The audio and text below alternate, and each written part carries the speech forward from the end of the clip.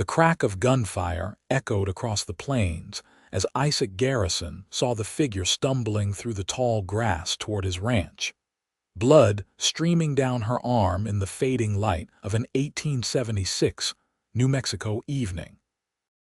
He had been checking the fence line near the main house when the sound of distant shots sent his mare dancing sideways. Isaac steadied her with a firm hand, his eyes scanning the horizon beyond his property. The sun hung low, painting the desert landscape in shades of orange and red, and that was when he spotted her. A woman running with the desperate stride of someone who knew death followed close behind. Isaac spurred his horse forward without hesitation. As he drew closer, he could see she was native, her dark hair streaming behind her, her doeskin dress torn and stained with blood. She stumbled, nearly fell, then caught herself and kept running. Behind her, perhaps a mile back, he could make out 4 riders pushing their horses hard. "Here," Isaac called out, pulling alongside her. "Take my hand." The woman's dark eyes met his, filled with fear and pain but also fierce determination. For a split second, he thought she might refuse, might keep running on foot rather than trust a white rancher. Then another shot rang out, kicking up dirt 10 feet to her left, and her hand shot up to grasp his. Isaac hauled her up behind him with strength born from years of ranch work. She was lighter than he expected, though he could feel her trembling with exhaustion as she wrapped her arms around his waist. He wheeled his mare toward the ranch house and gave her the spurs. The mare was a good horse, bred for speed and endurance, and she proved her worth now. They flew across the rangeland, the woman clinging tight behind him, her breath coming in ragged gasps against his back. Isaac could hear the pursuing riders shouting now, their voices carrying on the evening wind, but they were too far back and his mare was too fast. They thundered through the main gate of his ranch, and Isaac shouted toward the bunkhouse. "Diego, bar the gate," his foreman, a weathered Mexican man who had been with Isaac since he started the ranch 5 years ago, appeared instantly from the barn. Diego took one look at the situation and moved with practiced efficiency, swinging the heavy timber gate closed and dropping the crossbar into place. Isaac pulled his mare to a halt in front of the main house and dismounted, then helped the woman down. Up close, he could see she was young, probably close to his own 26 years, with striking features and intelligent eyes that assessed him even as she swayed with exhaustion. "Inside," he said, gesturing toward the house. "Quickly now." She nodded, understanding his English, and let him guide her up the steps. The moment they crossed the threshold, he heard the riders arrive at the gate. Their horses snorted and stamped, and rough voices called out, "You in there! Send out the woman. She is a thief and a murderer." Isaac settled the woman into a chair at his dining table, noting how she immediately tried to stand again despite her obvious exhaustion. He put a gentle but firm hand on her shoulder. "Stay," he said quietly. "Let me see to this." He grabbed his rifle from above the door and stepped back outside onto the porch. Diego had taken position near the gate, his own rifle visible, and Isaac felt grateful once again for the loyalty of his foreman. In the failing light, he could see the 4 men at his gate more clearly now. Rough types, the kind who drifted from town to town looking for work or trouble, whichever came first. "This is private property," Isaac called out, his voice carrying the authority of a man who had learned to command respect in a hard land. "State your business." The lead rider, a big man with a scarred face and a cavalry hat, leaned forward in his saddle. "We are hunting a thief. She stole money from our camp and killed one of our men when he tried to stop her. That makes it our business to bring her to justice. Funny kind of justice that requires 4 armed men to chase down 1 wounded woman," Isaac replied. And funnier still that you are shooting at her instead of trying to take her alive for trial. She is just a savage, another rider spat. Who cares how we take her? Isaac felt his jaw tighten. He had heard such talk before, too many times, and it never sat well with him. His own mother had been half Navajo, though she had died when he was young. He had her dark hair and tan skin, and he had never forgotten the cruel words some men had used about her. Any woman on my property is under my protection, Isaac said flatly. Come back tomorrow with the sheriff if you have a legitimate claim. Otherwise, move along. The scarred man's face darkened with anger. You are making a mistake, rancher. There are 4 of us and 2 of you. We could take her if we wanted. You could try, Isaac agreed. But I guarantee at least 2 of you would not leave here alive, and I am betting none of you want to be one of those 2. Now I have said my piece. Tomorrow, come with the law or do not come at all. For a long moment, the 4 riders sat their horses, tension thick in the air. Isaac kept his rifle ready, his finger near the trigger, his eyes never leaving the scarred man. Finally, the man spat into the dust and yanked his horse around. Tomorrow then, he called back. But this is not over. They rode off into the gathering darkness, and Isaac waited until they were well out of sight before lowering his rifle. Diego came up to stand beside him. You have made enemies there, patron, Diego said quietly. I have made enemies before, Isaac replied. Go ahead and post a watch tonight. Take turns with the hands. I do not think they will come back in the dark, but better safe than sorry. Diego nodded and headed toward the bunkhouse to organize the night watch. Isaac stood on his porch for a moment longer, watching the stars begin to appear in the darkening sky. Then he turned and went back inside. The woman was still sitting where he had left her, though she had straightened in the chair. Her hand pressed against the wound on her arm, blood seeping between her fingers. She watched him with wary eyes as he entered. Let me look at that, Isaac said, setting his rifle aside and moving to the kitchen to fetch his medical supplies. His mother had taught him basic healing before she died, and ranch life had given him plenty of practice with wounds. The woman did not protest as he returned with clean cloth, water, and whiskey. He knelt beside her chair and carefully moved her hand away from the wound. The bullet had grazed her upper arm, cutting a deep furrow but missing bone and major vessels. You were lucky, he said as he began to clean the wound. She flinched but made no sound. Another inch and this could have been much worse. I know, she said, her English clear but accented. Thank you for helping me. What is your name? Isaac asked, working carefully to remove dirt and debris from the wound. Kiona, she replied. Kiona Owens. He glanced up at that, surprised by the English surname. She met his gaze steadily. My father was a trader, she explained. An Englishman. He married my mother, who was Apache, and raised me in both worlds. He died 3 years ago. I am sorry, Isaac said sincerely. He returned his attention to her wound, pouring whiskey over it. She hissed at the sting but remained still. I am Isaac Garrison. This ranch has been mine for 5 years now. I know who you are, Kiona said. You are known among my people as a fair man, one who does not cheat and who keeps his word. That is why I ran here instead of towards Santa Rosa. Isaac began wrapping her arm with clean cloth, surprised and oddly pleased by her words. What happened?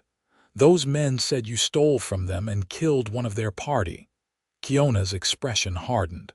Those men came to our camp 2 days ago. They claimed to be traders, but they were drunk and aggressive. They tried to force themselves on me and my cousin. My uncle intervened and they shot him. In the struggle, I took their money pouch, thinking we could use it to bring justice, to show the sheriff they were criminals. But they chased us. My cousin helped me escape, then led them away. I do not know if she survived. The anguish in her voice at those last words made Isaac's chest tighten. He finished securing the bandage and sat back on his heels. "I am sorry about your uncle," he said. "And I hope your cousin made it to safety. Tomorrow I will ride into Santa Rosa and speak with Sheriff Morrison. He is a decent man. He will listen." "Will he?" Kiona asked bitterly. "Or will he listen to 4 white men over 1 Apache woman?" Isaac had no good answer for that. He had seen too many injustices in his time, too many cases where the color of skin or heritage mattered more than truth. But he also knew Morrison to be more honest than most. "I will make sure he listens," Isaac said finally. "You have my word." Kiona studied his face for a long moment, then nodded slowly. "My father taught me that a man's word is his measure. I will trust yours." Isaac stood and moved to the kitchen to prepare food. His housekeeper usually came during the day to cook and clean, but she had already left for her own home in town. He was capable enough at making simple meals, and he set about preparing beans and cornbread while Kiona sat quietly at the table. As he worked, he found himself acutely aware of her presence. She was beautiful, he could not deny that, with high cheekbones and expressive dark eyes. But more than her beauty, there was a strength and intelligence in her bearing that drew his attention. She had been through terror and violence, yet she sat with dignity, her back straight, her eyes alert. "You should eat," Isaac said, setting a plate before her. "And then you should rest. You can take my bed. I will sleep in the spare room." "I do not want to put you out of your own bed," Kiona protested. "You are not putting me anywhere," Isaac replied with a slight smile. "I am choosing to be a proper host. Please eat." They ate in companionable silence. Isaac found himself stealing glances at her between bites, noticing the way exhaustion lined her face, the slight tremor in her hands. When they finished, he showed her to his bedroom, providing her with a clean shirt to sleep in.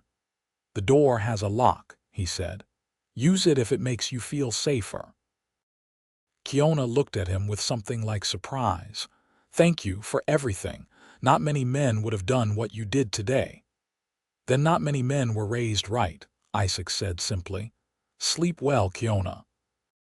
He left her and made his way to the spare room, a small space he usually kept for the occasional visitor. As he lay on the narrow bed, his mind churned with thoughts of what tomorrow might bring. The morning would likely bring those 4 men back, possibly with others. He would need to ride to Santa Rosa, speak with the sheriff, and hope that justice would prevail. But more than the practical concerns, he found his thoughts returning to Kiona herself. There was something about her that had struck him the moment their eyes met out on the range. Even in her fear and pain, she had possessed a fierce spirit that called to something in his own soul. He hardly knew her, yet he felt a pull toward her that he could not quite explain.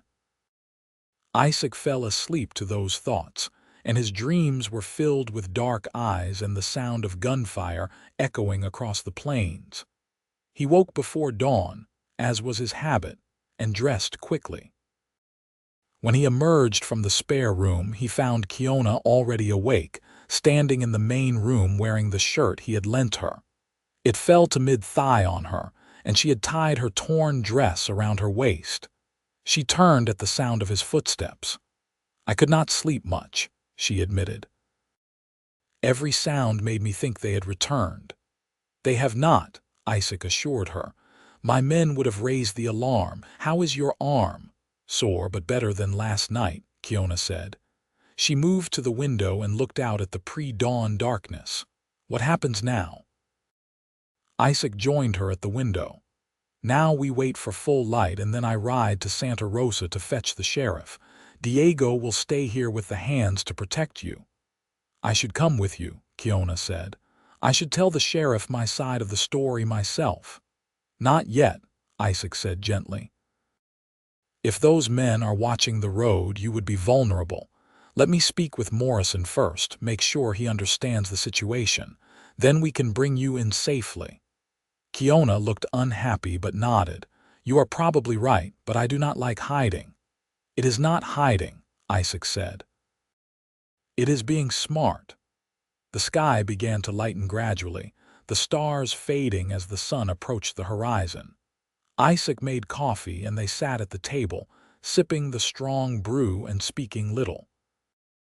There was a strange intimacy to the quiet morning. Two near strangers bound together by circumstance yet feeling oddly comfortable in each other's presence. When the sun finally broke over the horizon, painting the sky in brilliant shades of pink and gold, Isaac rose to prepare for his ride. He strapped on his gun belt, checked his weapons, and gathered his hat. "Isaac," Kiona said as he reached the door. He turned to look at her. "Be careful. Those men, they have no honor. They will lie and they will not hesitate to shoot you if they get the chance." "I will be careful," Isaac promised. He found himself wanting to say more, to offer some comfort, but he was not sure what words would be appropriate. Instead, he simply nodded and stepped outside. Diego was waiting with his horse already saddled. The other ranch hands, 3 young men who worked the cattle and helped maintain the property, stood nearby with their rifles. "We will watch over her, patron," Diego said. "No one will get past us." "I know," Isaac said, swinging into the saddle. "I should be back by midday with the sheriff." "If those 4 men show up before then, do not engage unless they try to force their way in. Just hold them off." Diego nodded, and Isaac urged his horse toward the gate. As he rode out onto the range, heading for the road that would take him to Santa Rosa, he could not resist glancing back at the house. He saw Kiona standing at the window, watching him leave, and he raised a hand in farewell before turning his attention to the road ahead. The ride to Santa Rosa took just over an hour. The town was small but growing, with a main street lined with businesses, a general store, a saloon, a church, and the sheriff's office among them. Isaac tied his horse outside the sheriff's office and went inside. Sheriff Morrison looked up from his desk as Isaac entered. He was a man in his 50s, gray-haired and weathered, with sharp blue eyes that missed little. "Isaac," Morrison greeted him, "what brings you to town so early?" Isaac laid out the entire story, from finding Kiona being pursued to the confrontation with the 4 men at his gate. Morrison listened without interrupting, his expression growing more serious as the tale unfolded. "These 4 men," Morrison said when Isaac finished. "Can you describe them?" Isaac provided detailed descriptions, particularly of the scarred man who seemed to be their leader. Morrison's frown deepened. "That sounds like Jack Reeves and his crew," the sheriff said. "They have been through here before, always just on the edge of trouble but never quite crossing the line where I could arrest them. If what this woman says is true about them attacking her people, then I finally have cause to bring them in." "Will you believe her word?" Isaac asked directly. "She is Apache. I know how some men feel about that." Morrison's eyes hardened. "I am a lawman, Isaac. I follow evidence and testimony, not prejudice. If her story holds up and it sounds like it does given Reeves' character, then I will arrest them. Now, where is this woman?" "At my ranch," Isaac said. "I kept her there for safety." "Smart," Morrison agreed. He stood and reached for his hat. "Let us ride out there together. I will take her statement and then we will see about finding Reeves and his men." They rode back to Isaac's ranch together, Morrison on his steady bay gelding. As they approached the gate, Isaac saw Diego still on watch, rifle ready. The foreman relaxed when he recognized Isaac and the sheriff. Inside the house, Kiona rose from the table where she had been sitting. She looked wary at the sight of the sheriff, but she held her ground with that same dignity Isaac had noticed the night before. "Miss Owens," Morrison said, removing his hat respectfully. "I am Sheriff Morrison. I need to hear your account of what happened." Kiona told her story clearly and without embellishment. She spoke of the men arriving at her uncle's camp, their drunken aggression, the attack on her and her cousin, her uncle's shooting. She described grabbing the money pouch in the chaos, hoping to use it as evidence of their criminal behavior. She told of her escape and her cousin leading the men away. Morrison took notes, asking occasional questions. When she finished, he nodded slowly. "Your story matches what Isaac told me, and it fits with what I know of Jack Reeves. I am going to put out a warrant for his arrest and his men's. But I am going to need you to stay in town, somewhere safe, until we can bring them in and have a proper hearing." "She can stay at my ranch," Isaac said immediately. "I will guarantee her safety." Morrison looked between them, his eyes thoughtful. "That might not look proper, Isaac. A single woman staying at a single man's ranch." "I do not care how it looks," Isaac said firmly. "She is safer there than anywhere else. My men will protect her, and I will too." "I want to find my cousin," Kiona interjected. "I need to know if she is alive. Where would she have gone?" Morrison asked. "There is a camp about 15 miles north of here," Kiona said. "Our people gather there sometimes. If she survived, she would have headed there." Morrison considered this. "I will send a deputy out there to inquire. In the meantime, you should stay put. Reeves and his men are dangerous, and they are going to be angrier than hornets now that the law is involved." Before anyone could respond, they heard the thunder of hooves approaching fast. Diego burst through the door, his face taut with alarm. "Riders coming," he announced. "Many riders. At least 50. Isaac and Morrison exchanged glances and moved quickly outside. What Isaac saw made his blood run cold. A massive group of Apache warriors sat their horses just beyond rifle range, arrayed in a long line. They were armed with rifles, bows, and lances, their faces painted for war. "God in heaven," Morrison breathed. "What is this?" Kiona had followed them outside. When she saw the warriors, her face paled but then filled with understanding. "They are looking for me," she said quietly. "My cousin must have made it to the camp. She must have told them what happened, and that I ran this way." The warriors remained still, making no threatening moves but presenting an undeniably intimidating sight. Isaac could feel his men gathering nervously behind him, could sense the tension crackling in the air. "Someone needs to talk to them," Morrison said, "before this turns into a bloodbath." "I will go," Kiona said. "No," Isaac said immediately. "If they think I am holding you hostage, they might attack before you can explain." "Then I will go with you," Kiona insisted. "They need to see that I am alive and well."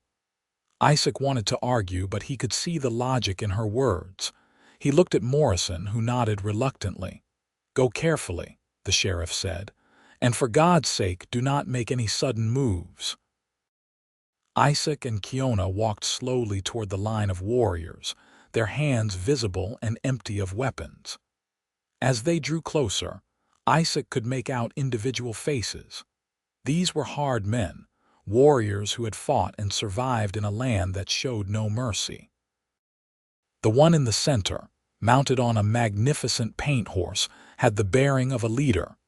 Kiona called out in Apache, her voice carrying clearly across the distance. The lead warrior responded, and a conversation ensued. Isaac stood silent, understanding nothing of the language but watching the warriors' faces for any sign of hostility. Gradually, he saw some of the tension leave their postures. Finally, Kiona turned to Isaac. "This is Tarak, my cousin's husband. My cousin Nasha made it back to their camp." She told them what happened, that I was being pursued by evil men. Tarak gathered warriors and came to rescue me. When they tracked me here and saw that I had not emerged, they feared the worst. Isaac addressed Tarak directly, hoping the man understood some English. "I found Kiona being chased by 4 men. They were shooting at her. I brought her to my ranch for protection. I have harmed her in no way, and I have been working with the sheriff to bring those men to justice." Kiona translated, and Tarak studied Isaac with penetrating dark eyes. Then he spoke again in Apache, his words measured. "He says he has heard of you," Kiona translated. "He says you are known as a man who deals fairly with all people. He thanks you for protecting me. He wants to know if the men who attacked us have been caught." "Not yet," Isaac admitted. "But the sheriff has issued warrants. We are hunting them now." More conversation in Apache followed. Then Kiona said, "Tarak says his warriors will help hunt these men. They will bring them to justice themselves." "No," Morrison said, having approached close enough to hear. "This is a matter for the law now. If Apache warriors start hunting white men, even guilty ones, it will bring down trouble on your people. Let me handle this legally." Kiona translated, and Isaac could see Tarak's jaw tighten with frustration. The warrior chief spoke again, his tone sharp. "He says white man's law has never protected Apache people," Kiona said quietly. "He says he will not risk these men escaping justice because of corrupt lawmen or racist judges."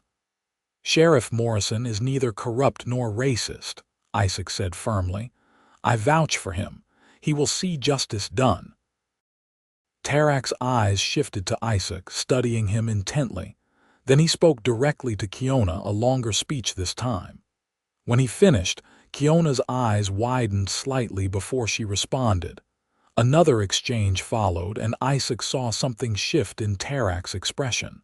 "What did he say?" Isaac asked. Kiona hesitated. "He asked if you are the reason I stayed here rather than trying to reach their camp on my own. He asked if there is something between us." Isaac felt heat rise in his face. "What did you tell him?" "I told him you saved my life and treated me with respect and kindness," Kiona said. "I told him I trust you." Tarak spoke again, and this time Kiona actually smiled slightly as she translated. "He says if I trust you, then he will trust you as well. He says his warriors will camp nearby and wait. If the sheriff has not found these men in 3 days, then they will hunt them themselves. He also says that if you harm me or betray my trust, 50 warriors will be the least of your worries." Isaac met Tarak's gaze steadily. "You have my word that Kiona will be safe and treated with honor." Tarak nodded once, then spoke a command. The warriors wheeled their horses and rode off, not far, just to a spot about half a mile distant where they began to make camp. Isaac released a breath he had not realized he was holding. "Well," Morrison said, "that could have gone worse. But we need to find Reeves and his men fast, before those warriors lose patience." They returned to the house, where Diego and the other hands were still on high alert. Morrison gathered his deputies and Isaac volunteered to help with the search. But first, he needed to speak with Kiona. He found her in his bedroom, gathering the clothes she had arrived in. She looked up as he entered. "I should go with them," she said. "I should stay at Tarak's camp. It is not right for me to remain here, causing you trouble." "You are not causing me trouble," Isaac said. He stepped into the room, acutely aware that they were alone, that she wore only his shirt and her torn dress. "Kiona, I want you to stay. Not because I feel obligated, but because I want to know you are safe." She looked at him, really looked at him, and Isaac felt something pass between them, some wordless understanding. "Why?" she asked softly. "Why do you care so much about a stranger?" "I do not know," Isaac admitted. "Or maybe I do know, but I am not ready to say it yet. All I know is that from the moment I saw you running across that field, something in me shifted. I cannot explain it any better than that." Kiona set down the clothes and moved closer to him. They were standing very near each other now, near enough that Isaac could see flecks of gold in her dark eyes. "I feel it too," she whispered. "This pull between us, it frightens me." "It frightens me as well," Isaac confessed, "but I do not want to ignore it." For a long moment they stood there, the air between them charged with possibility. Then Kiona reached up and touched his face, her fingers gentle against his cheek. "My father told me that when the right person comes along, you will know it in your soul," she said. "He said he knew the moment he met my mother. I always thought it was just a romantic story, but now I wonder." Isaac covered her hand with his own. "Stay," he said again. "Let me help you through this. And when it is over, when those men are caught and justice is served, then we can see what this is between us. We can give it time to grow." Kiona nodded slowly. "I will stay. But Isaac, you must understand my life is complicated. I walk between two worlds and I am fully accepted by neither. If something develops between us, there will be people who object." "Let them object," Isaac said. "My mother was Navajo. I know what it means to be caught between worlds. I have never cared much for the opinions of small-minded people." A smile touched Kiona's lips, the first real smile he had seen from her. It transformed her face, making her even more beautiful. Isaac found himself smiling back, his heart beating faster.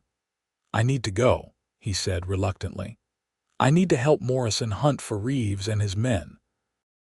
But I will be back as soon as I can. Diego will watch over you." "Be careful," Kiona said. "Those men are desperate now." Isaac nodded and forced himself to step away, though what he really wanted was to pull her into his arms. But it was too soon, too fast, despite the intensity of what he felt. He left the room and gathered his gear for the hunt. Morrison had organized a posse of 6 men, including himself and Isaac. They would split into 2 groups and search the surrounding area, checking known hideouts and asking questions in nearby settlements. Isaac joined Morrison's group, along with a deputy named Tom Hendricks. They rode hard through the afternoon, checking abandoned line shacks and asking questions at every ranch and homestead they passed. No one had seen Reeves and his men, or if they had, they were not saying. As the sun began to set, Morrison called a halt. "We will camp here tonight and continue at first light," the sheriff said. "They cannot have gone far. They were wounded in pride if nothing else, and men like that tend to linger for revenge." They made camp in a sheltered spot near a creek. As they ate jerky and hardtack around a small fire, Morrison spoke. "That woman, Kiona, you care for her. It was not a question." Isaac did not bother to deny it. "I do." "You have known her less than a day," Morrison pointed out. "I know," Isaac said. "It makes no logical sense." But the heart does not always follow logic. Morrison was quiet for a moment. "My wife, God rest her soul, I knew I would marry her the first time I saw her. Took me 3 months to work up the courage to court her properly, but I knew from that first moment. So I understand. Just be careful, Isaac. Feelings that strong can make a man take foolish risks." "I will be careful," Isaac promised. They slept in shifts, keeping watch through the night. Isaac's dreams, when he did sleep, were full of dark eyes and gentle fingers touching his face. The next morning they resumed the search. Around midday, they got their first real lead. A rancher about 10 miles west of Santa Rosa reported seeing 4 men matching the descriptions riding through his property late the previous evening, heading toward the Badlands. The Badlands were a stretch of rough country, full of ravines and caves, perfect for hiding. It was also dangerous territory, easy to get ambushed if you were not careful. Morrison sent Deputy Hendricks back to town to gather more men while he and Isaac continued tracking. They found the camp in a narrow canyon, the remains of a small fire still smoldering. The men had left in a hurry, probably spooked by something. Morrison studied the tracks. 4 horses heading deeper into the Badlands, he said. They are running scared. They followed the trail carefully, their rifles ready. The sun beat down mercilessly, and Isaac felt sweat running down his back. As they rounded a bend in the canyon, a shot rang out. The bullet struck the rock wall beside Morrison's head, sending stone chips flying. Both men dove from their horses, taking cover behind boulders. More shots followed, echoing off the canyon walls. "Reeves," Morrison shouted. "This is Sheriff Morrison. You are under arrest. Throw down your weapons." The answer was more gunfire. Isaac spotted muzzle flashes from behind rocks about 50 yards up the canyon. He returned fire carefully, not trying to hit anyone but keeping the ambushers pinned down. "We are not going to take you," Reeves' voice called out. "We will die here before we let you hang us for defending ourselves against a savage. You murdered an innocent man and tried to assault 2 women," Morrison shouted back. "That is not self-defense. Who is going to believe that?" Another voice yelled. "Your word against ours, and we are white men." Isaac felt anger surge through him at the casual racism, at the assumption that their skin color would protect them from justice. He fired again, his bullet striking close enough to make one of the men yelp and duck. The standoff continued for what felt like hours but was probably only 30 minutes. Then Isaac heard new sounds, horses approaching from behind them. He risked a glance back and saw Tarak and a dozen warriors riding into the canyon. "No," Isaac muttered. "This is going to get messy." The warriors saw the situation immediately and spread out, taking positions that gave them clear shots at Reeves and his men. Tarak rode forward until he was level with Isaac's position. "We tracked the sheriff," Tarak said in heavily accented but clear English. "We saw you pinned down."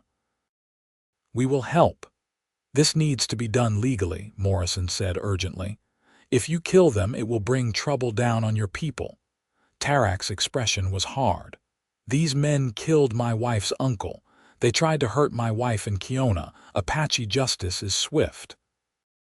"And it will bring the army down on your camp," Isaac said, emerging from cover to face Tarak directly. "You know this. If Apache warriors kill white men, even guilty ones, the soldiers will use it as an excuse to attack. Your people will suffer." Tarak's jaw clenched, but Isaac could see the warrior considering his words. Up the canyon, Reeves and his men had gone quiet, probably terrified by the arrival of the Apache warriors. "Let us take them alive," Isaac urged. "Let them stand trial. Let the truth come out in front of the whole town. It will not erase the injustices your people have suffered, but it will be something. It will be justice done right." Tarak studied Isaac for a long moment. Then he called out in Apache to his warriors. They held their positions but did not fire. "Reeves," Morrison shouted, "you are surrounded. Apache warriors are on all sides. Your only chance to live is to surrender to me right now." There was a long silence. Then a different voice called out, "How do we know they will not kill us anyway?" "Because I will give you my word you will make it to trial," Morrison said. "And the Apache will honor my word." More silence. Isaac could almost hear the desperate calculations happening among the trapped men. Finally, one by one, 4 rifles were thrown out from behind the rocks, followed by 4 pistols. The men emerged with their hands up, their faces pale. Morrison and Isaac kept them covered while the Apache warriors moved in. Reeves looked defiant even in defeat, but the other 3 just looked terrified. Morrison quickly bound their hands. "You are all under arrest for murder, attempted assault, and attempted murder of Miss Kiona Owens," Morrison announced formally. "You will be taken to Santa Rosa for trial." Tarak rode close to Reeves, looking down at the man with cold contempt. "If white man's law does not punish you," he said quietly, "Apache law will find you. Remember that." Reeves tried to meet his gaze but faltered and looked away. The warriors escorted the prisoners back toward town, with Morrison and Isaac riding alongside. Deputy Hendricks met them halfway with reinforcements, and they completed the journey without incident. By the time they reached Santa Rosa, word had spread. and a crowd had gathered. Isaac saw curiosity, anger, and in some faces, ugly prejudice. But he also saw people who looked thoughtful, who seemed willing to wait for the truth. Morrison locked the prisoners in the jail and promised a trial would be held within the week. The territorial judge was due to arrive in 3 days. Tarak and his warriors made camp outside town, their presence a silent promise that justice would be served. Isaac rode back to his ranch as the sun set, exhausted but satisfied. When he arrived, he found Kiona waiting on the porch. She stood as he dismounted, her face anxious. "I heard," she said. "Nasha came and told me you caught them." "We did," Isaac confirmed. He climbed the steps to stand before her. "They will stand trial. The truth will come out." Kiona's eyes shone with tears she would not let fall. "Thank you for everything. For saving me, for believing me, for making sure justice would be done." "You do not need to thank me," Isaac said softly. He reached out and took her hand, feeling the rightness of her fingers in his. "Kiona, I know this is fast. I know we barely know each other. But I need you to know that what I feel for you is real." "I know," she whispered, "because I feel it too. It is like a fire in my chest, burning brighter every time I see you." Isaac lifted her hand and pressed it against his heart. "Then stay with me, not just until the trial. Stay and let us see where this leads. Let us give ourselves a chance. People will talk," Kiona said. "They will say cruel things." "Let them talk," Isaac said. "I have never lived my life according to other people's opinions. I will not start now." Kiona stepped closer, and Isaac could not resist any longer. He pulled her into his arms, and she came willingly, her head resting against his chest. They stood like that for a long moment, holding each other in the fading light. "I will stay," Kiona said finally. "I want to see where this leads to." Isaac pulled back just enough to look into her eyes. Then, slowly, giving her every chance to pull away, he lowered his head and kissed her. Her lips were soft and warm, and she responded with a passion that made his head spin. When they finally broke apart, both were breathing hard. "That was even better than I imagined," Isaac said, his voice rough. Kiona laughed, a sound like music. "You imagined kissing me from the moment I saw you," Isaac admitted. "Even bleeding and terrified, you were the most beautiful thing I had ever seen." She kissed him again, and this time there was no hesitation, no fear, just the sweet fire of two souls finding each other. The next days passed in a strange mixture of tension and joy. Tension because the trial loomed ahead, because the town buzzed with gossip and speculation, because there were still people who looked at Kiona with suspicion or worse. But joy too, because Isaac and Kiona grew closer with each passing hour. They talked for hours, sharing their histories and dreams. Kiona told him about growing up between two cultures, how her English father had tried to give her education and opportunities while her Apache mother had taught her the old ways and traditions. She spoke of the pain of losing her father, of trying to find her place in a world that often rejected people like her. Isaac shared his own story. His mother's death when he was 12, his father's descent into drink and anger, his decision to leave at 18 and make his own way. He told her about building this ranch from nothing, about the hard years and the small victories. Diego and the ranch hands accepted Kiona's presence with quiet courtesy. Diego's wife, Maria, came from town and provided a chaperone presence that satisfied propriety, at least somewhat. Maria was a kind woman who took an immediate liking to Kiona and helped her navigate the complex social rules of the white world. Nasha visited several times, bringing news from Tarak's camp and clothes for Kiona. The cousins would speak in Apache for long stretches, and Isaac would watch Kiona's face light up with laughter or grow serious with concern.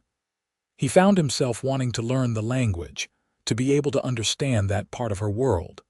The day of the trial arrived hot and cloudless. The entire town seemed to pack into and around the courthouse. Judge Walter Sims, a stern man known for his no-nonsense approach to justice, presided. Isaac sat in the front row, ready to testify, while Kiona sat beside him, her hand clasped tight in his. The trial lasted 2 days. Morrison testified to what he had found and investigated. Isaac told of finding Kiona being pursued and the confrontation at his gate. Kiona herself took the stand and told her story with quiet dignity, never wavering despite hostile questions from the defense attorney. Nasha testified too, describing the attack on their camp and her uncle's murder. A doctor confirmed that the men had fired the shots that killed him based on the bullets recovered from his body. The money pouch that Kiona had taken was presented as evidence, containing far more money than 4 drifters should have had, suggesting they had robbed others before. The defense tried to paint Kiona and Nasha as liars, tried to suggest they had attacked first and the men had defended themselves. But their story had too many holes, and Judge Sims was too sharp to be fooled. When the verdict came down, guilty on all counts, Isaac felt Kiona's entire body sag with relief. Reeves and his men were sentenced to hang, though 2 of them received lesser sentences of prison time due to being followers rather than leaders. It was not perfect justice, but it was justice nonetheless. Outside the courthouse, Tarak approached them. Through Kiona's translation, he thanked Isaac formally for his role in ensuring the trial was fair. "You are a good man," Tarak said, looking Isaac in the eye. "Kiona has chosen well." Isaac felt his face heat. "I am the one who is fortunate." Tarak smiled slightly. "Treat her with honor, or you will answer to me." But his tone was warm, almost teasing. After Tarak and the warriors departed after the crowds dispersed, Isaac and Kiona walked slowly back toward where he had tied his horse.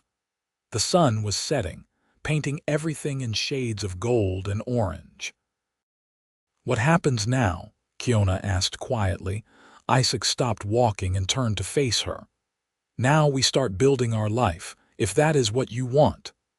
"It is what I want," Kiona said. "But I need to be honest with you, Isaac. I will never be just a white man's wife. I am Apache as much as I am English. I will not pretend to be something I am not." "I would never ask you to," Isaac said fiercely. "I love you for who you are, all of who you are. Your strength, your heritage, your spirit, I would not change any of it." Kiona's eyes widened. "You love me." Isaac realized what he had said and smiled. "Yes, I know it is fast, but yes. I love you, Kiona Owens." Tears spilled down her cheeks now, but she was smiling. "I love you too. I think I have loved you since you pulled me onto your horse and rode like the wind to save me." Isaac kissed her there on the street, not caring who saw, not caring what anyone thought. When they finally broke apart, Kiona laughed. "We are causing a scandal," she said. "Let us cause a bigger one," Isaac replied. "Marry me, Kiona, make this official, be my wife." She did not hesitate. "Yes. Yes, I will marry you." They were married 3 weeks later in a ceremony that blended both their traditions. A preacher from Santa Rosa performed the Christian rites, and then Tarak, as a respected elder, performed traditional Apache marriage customs. The wedding was small, attended by those who truly cared for them. Diego and Maria, a few friends from town, Nasha and Tarak, and some of their people. There were those in town who disapproved, who muttered about mixed marriages and impropriety. But there were also those who celebrated with them, who saw 2 people genuinely in love and were happy for them. Isaac found he truly did not care about the disapprovers. His happiness was too complete for their bitter words to touch. The first months of their marriage were a time of adjustment and discovery. Kiona learned to manage the household and the ranch accounts, proving to have a sharp mind for business. Isaac learned some Apache language and customs, embracing that part of his wife's heritage. They worked side by side during the day and fell into each other's arms at night. Diego smiled more often now, telling Maria that the ranch house finally felt like a home. The hands found Kiona's presence a blessing, as she was skilled at healing and often tended their minor injuries and ailments.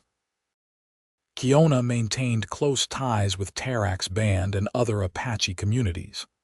Sometimes she would travel to visit them, and Isaac would go with her when he could. He found acceptance there, in part because of who he was, but also because of who his mother had been. The Navajo and Apache had their differences, but there was respect between the peoples.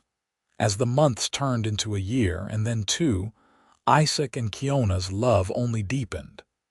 They knew every line of each other's faces, every hope and fear in each other's hearts. The ranch prospered under their joint management, growing from a modest operation to one of the most successful in the territory. In the spring of 1879, Kiona told Isaac she was pregnant. He whooped with joy and spun her around, then immediately set her down carefully, worried he had been too rough. "I am not made of glass," Kiona laughed. "I am Apache. We are strong." "You are strong," Isaac agreed, "but you are also carrying our child, and I intend to pamper you shamelessly." He was true to his word. For the next months, he fussed over her constantly, much to her amusement and occasional exasperation. Maria helped prepare for the baby's arrival, and Nasha came to stay for the last month of the pregnancy, bringing traditional Apache knowledge of childbirth. Their son was born on a cool November morning, his cries strong and healthy. Isaac held the tiny, perfect child and felt tears streaming down his face. "What shall we name him?" Kiona asked, exhausted but glowing. "I want to honor both our heritages," Isaac said. "What do you think of James for his English name and Kuruk for his Apache name?" Kuruk meant bear in Apache, a name of strength. Kiona smiled and nodded. "James Kuruk Garrison. It is perfect." As little James grew, he brought even more joy to their lives. He had his mother's dark eyes and his father's strong features, a beautiful blend of both. Isaac would sit on the porch in the evenings, his son in his arms, his wife beside him, and marvel at how his life had changed. "You remember that night when you first arrived?" Isaac asked Kiona one such evening. "When you came running across the field with bullets flying around you." "I remember being terrified," Kiona said. "And then I saw you riding toward me, and something in me knew I would be safe." "I looked at you and felt like I had been struck by lightning," Isaac confessed. "I could not explain it then, and I still cannot fully explain it now. I just knew you were going to change my life." "We changed each other's lives," Kiona said, leaning her head on his shoulder. "We saved each other in more ways than one." As the years passed, their family grew. A daughter named Sarah Maska, meaning strong woman, was born 2 years after James. Then another son, Thomas Hashun, meaning stone. Each child was raised to honor both sides of their heritage, to be proud of who they were. The ranch continued to prosper. Isaac and Kiona became known throughout the territory as honest dealers and good neighbors. They hired Apache workers alongside white and Mexican hands, creating a diverse operation that became a model for others. They faced challenges, of course. There were still those who disapproved of their marriage, who made cruel comments or tried to cause trouble. There were hard years when drought or disease threatened the herds. But they faced everything together, their love and partnership growing stronger through each trial. Tarak and Nasha became beloved uncle and aunt to Isaac and Kiona's children. The old warrior would visit and tell stories of the old days, teaching the children about their Apache heritage. Nasha and Kiona remained as close as sisters. their bond forged in that terrible night of danger having only deepened over the years. Diego and Maria stayed on, becoming like family themselves. As Diego grew older, Isaac made him a partner in the ranch, ensuring his loyalty and hard work were properly rewarded. Maria helped raise the children, spoiling them as thoroughly as any grandmother. In 1890, 14 years after that fateful night when Kiona had come running into his life, Isaac sat on his porch and looked out over his land. He was 40 now, the silver starting to show in his dark hair. Kiona sat beside him, still as beautiful to him as the day they met, perhaps more so. Their children were playing in the yard. James at 11 was already showing signs of becoming a fine horseman. Sarah at 9 had her mother's fierce spirit and intelligence. Thomas at 6 followed his older siblings around with devoted determination. "Are you happy?" Kiona asked, taking his hand. Isaac turned to look at her, at this woman who had transformed his life so completely. "Happy does not begin to cover it. I am blessed. I am grateful. I am more fortunate than any man has a right to be." "I feel the same," Kiona said. "Sometimes I think about that night, how terrified I was, how close I came to dying. And then I think about everything that came after, and I know it was all meant to be. Every terrible moment led me to you." "Led us to each other," Isaac corrected. He kissed her gently. "And I would not change a single thing." As the sun set over the New Mexico desert, painting the sky in brilliant colors, Isaac Garrison held his wife's hand and watched their children play. He thought about the journey that had brought them here, about the courage it had taken for Kiona to trust him, about the love that had grown between two people from different worlds. He thought about those 50 warriors who had waited at his gate that morning so long ago, how that moment could have ended in violence, but instead had ended in understanding. He thought about justice served and prejudice overcome, about a family built on love and respect. Most of all, he thought about how one moment of courage, one decision to help someone in need, had brought him everything he held dear. In the distance, he could see lights beginning to appear in Santa Rosa.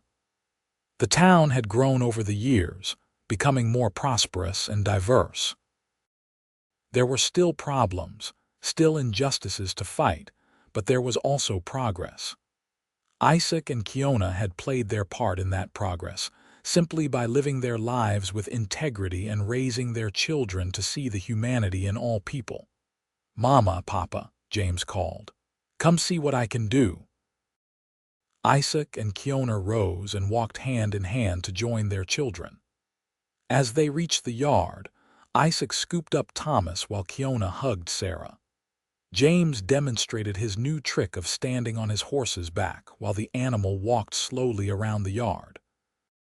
"That is wonderful," Isaac said, pride evident in his voice. "But be careful. Horses are unpredictable." "I am always careful, Papa," James assured him with the confidence of youth. As night fell fully, the family moved inside for dinner. The long table that Isaac had built with his own hands was filled with laughter and conversation. They ate food that blended Kiona's Apache recipes with traditional ranch fare, creating meals that were uniquely theirs. After the children were put to bed, Isaac and Kiona sat together in their bedroom, the window open to let in the cool night air. "I have been thinking," Kiona said. "James will be old enough soon to begin seriously learning to run the ranch. We should start teaching him more." "Agreed," Isaac said. "And Sarah shows interest too. I think she might want to be involved as well." "She does," Kiona confirmed.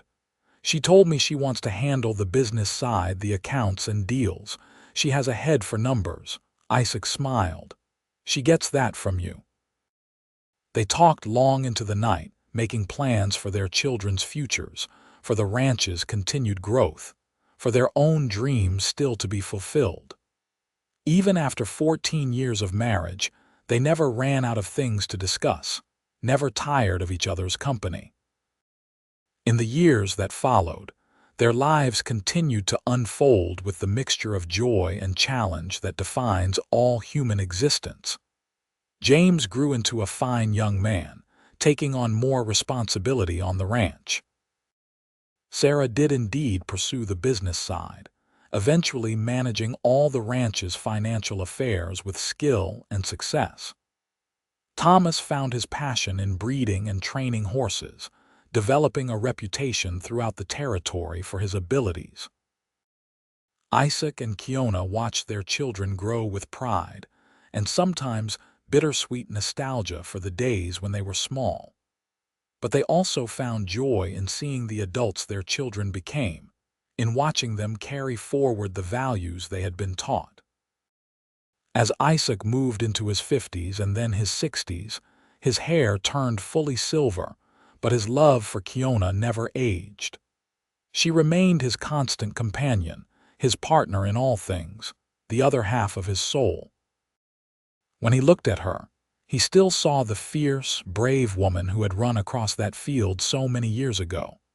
Kiona, too, aged gracefully, her dark hair showing streaks of silver, her face lined with the evidence of a life well lived.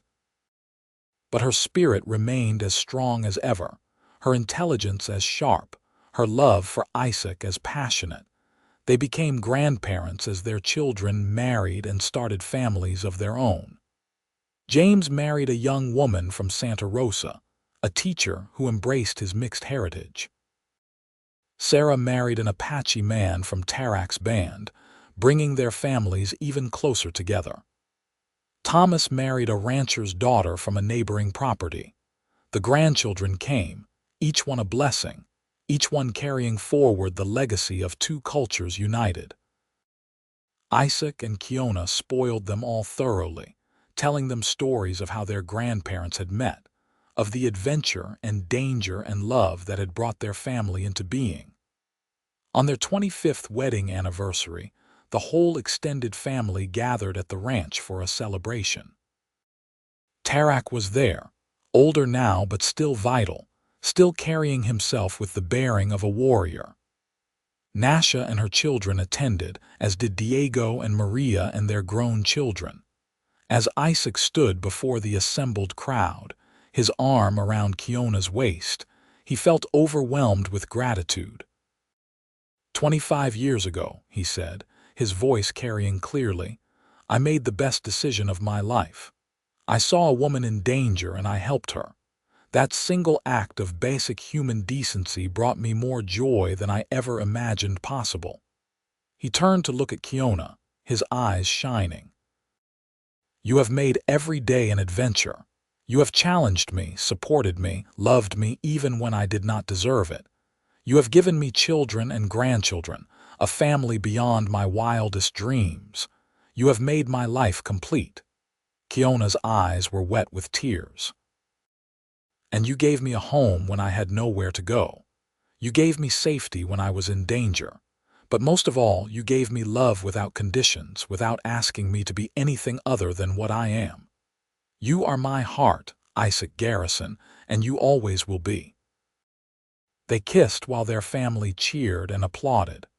The celebration went long into the night, with food and music and dancing. Isaac watched his children and grandchildren, watched the blending of cultures and traditions, and knew that this was his true legacy. Not the ranch, not the wealth they had accumulated, but this. A family built on love, a bridge between worlds, proof that understanding and respect could overcome prejudice and fear. As the years continued to pass, Isaac and Kiona slowly stepped back from the day-to-day running of the ranch, letting James and Sarah take over.